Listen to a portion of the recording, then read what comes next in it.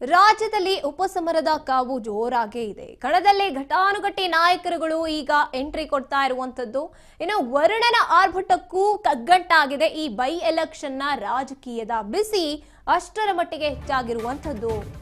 ರಾಜ್ಯದಲ್ಲಿ by election ಕಾವು ಜೋರಾಗಿದೆ. ವರುಣನ ಆರ್ಭಟ ಏನಿದೆ ಅದಕ್ಕಿಂತಲೂ ಒಂದು ರೀತಿಯಾಗಿ ಕಗ್ಗಂಟಾಗಿದೆ ಈ ರಾಜಕೀಯ.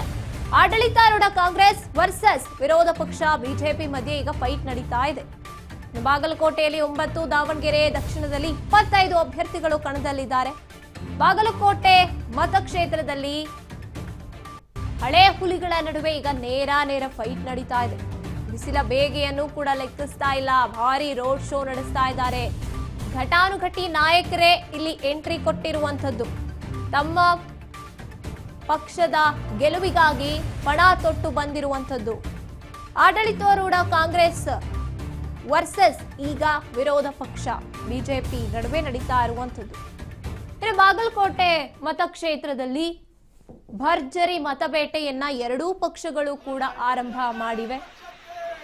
ಬಾಗಲಕೋಟೆಯಲ್ಲಿ ಪ್ರದೀಪ್ ಈಶ್ವರ್ ಎಂಟ್ರಿ ಕೊಟ್ಟಾಗ ದಾವಣಗೆರೆಗೆ ಅಲಾಗಿದಂತಹ ಘಟನೆ ಏನಿದೆ ನೆನಪೇ ಇರುತ್ತೆ. ಈಗ ಒಂದ್ ರೀತಿಯಾಗಿ ಜಿದ್ದಿಗೆ ಬಿದ್ದಿರುವಂತದ್ದು ಈ ಎರಡೂ ಕಡೆ. ದಾವಣಗೆರೆಯಲ್ಲೂ ಅಷ್ಟೇ, ಬಾಗಲಕೋಟೆಯಲ್ಲೂ ಅಷ್ಟೇ. ಎರಡೂ ಪಕ್ಷಗಳು ಕೂಡ ಜಿದ್ದಿಗೆ ಬಿದ್ದು ಗೆಲುವಿನ ಮತಬೇಟೆಯನ್ನ ಮಾಡೋಕೆ ಮುಂದಾಗಿರುವಂಥದ್ದು. ಇನ್ನು ತಮ್ಮ ಬಿಜೆಪಿ ಅಭ್ಯರ್ಥಿಗಳ ಗೆಲುವಿಗಾಗಿ ರಾಜ್ಯಾಧ್ಯಕ್ಷ BY ವಿಜಯೇಂದ್ರ ಅವರು ಕೂಡ ಸಾಕಷ್ಟು ಪಣ ತೊಟ್ಟು ಬಿಸಿಲನ್ನು ಕೂಡ ಲೆಕ್ಕಿಸ್ತಾ ಇಲ್ಲ. ಗೆಲುವಿಗೆ ಏನೇನೆಲ್ಲ ಸಾಧ್ಯತೆಗಳಿದೆ, ಈಗ 9ನೇ ತಾರೀಕು ಹತ್ರ ಬರ್ತಾ ಇದೆ. ಈಗಲೇ ತಮ್ಮ ಮತಬೇಟೆಯನ್ನ ಆದಷ್ಟು ಬೇಗ ಆದಷ್ಟು ಎಫೆಕ್ಟಿವ್ ಆಗಿ ಮಾಡಬೇಕು ಪ್ರಚಾರವನ್ನ ಅಂತ ಮುಂದಾಗಿರುವಂಥದ್ದು.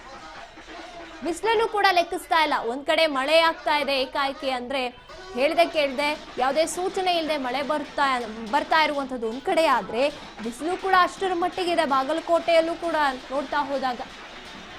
ಹಾಗಾಗಿ ಎರಡೂ ಕ್ಷೇತ್ರಗಳು ಕೂಡ ಬಾಗಲಕೋಟೆ ದಾವಣಗೆರೆ ಎರಡೂ ಪ್ರತಿಷ್ಠೆಯ ಕ್ಷೇತ್ರಗಳು.